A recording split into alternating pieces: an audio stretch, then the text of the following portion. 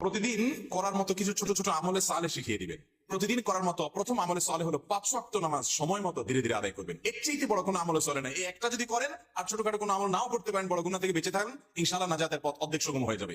5 ওয়াক্ত নামাজ। 2 নম্বর হলো সকল বড় বড় মোটা মোটা গুনাহগুলা থেকে বেঁচে থাকবেন। চোখের গুনাহ, হারাম জিনিস দেখা, হারাম জিনিস শোনা, গালমন্দ করা, মানুষের হক মারা, হারাম খাওয়া, এই বড় বড় গুনাহগুলো থেকে বেঁচে থাকবেন। নাম্বার 3, নবী করিম সাল্লাল্লাহু আলাইহি ওয়াসাল্লামের প্রতি বেশি বেশি দুরূদ পাঠ করবেন। আল্লাহুম্মা সাল্লি আলা মুহাম্মাদ ওয়া আলা আলি মুহাম্মাদ, শুধু সাল্লাল্লাহু আলাইহি ওয়াসাল্লাম, দুরূদ ইব্রাহিম যত বেশি পারেন দিনে 10 বার 20 বার পাঠ করবেন।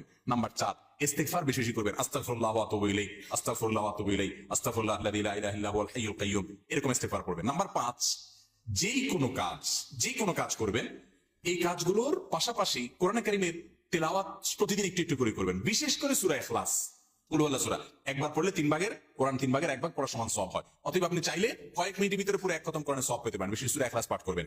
6 নম্বর হলো যত জিকির আছে কোরআন হাদিসে বর্ণিত, এই জিকিরগুলো বেশি বেশি করে পাঠ করবেন। যেমন সুবহানাল্লাহি ওয়া বিহামদিহি সুবহানাল্লাহিল আযীম, তারপর লা হাওলা ওয়ালা কুওয়াতা ইল্লা বিল্লাহ, এটাকে জান্নাতের ভান্ডার বলা হয়েছে। তারপর আপনার দুরূদ ইব্রাহিমের পাশাপাশি অন্যান্য সাধারণ দরুদ তো পড়বেনই। যত জিকির আছে এর মধ্যে একটা জিকির আছে ইয়া যাল জালালি ওয়াল ইকরাম, বেশি বেশি করে। তাহলে ইয়া যাল জালালি ওয়াল ইকরাম, সুবহানাল্লাহি ওয়া বিহামদিহি সুবহানাল্লাহিল আযীম এবং লা হাওলা ওয়ালা কুওয়াতা ইল্লা বিল্লাহ, স্পেশালি এই 3টা বিশেষ জিকির পাঠ করবেন।